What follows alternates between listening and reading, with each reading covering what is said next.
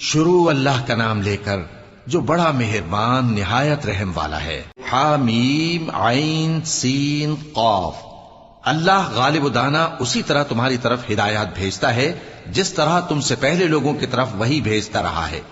جو کچھ آسمانوں میں اور جو کچھ زمین میں ہے سب اسی کا ہے، اور وہ بلند و برتر ہے، عظیم ہے۔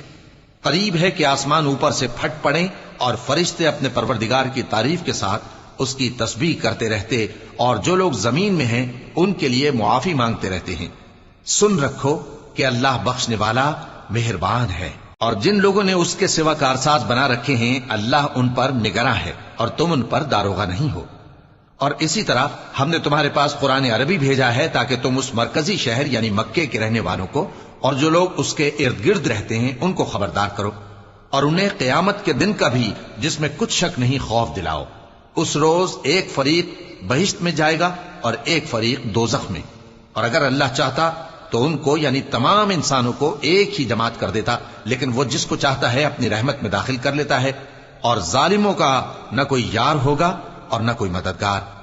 کیا انہوں نے اس کے سوا دوسروں کو کارساز بنا لیا ہے؟ سو کارساز تو اللہ ہی ہے، اور وہی مردوں کو زندہ کرے گا اور وہ ہر چیز پر قدرت رکھتا ہے۔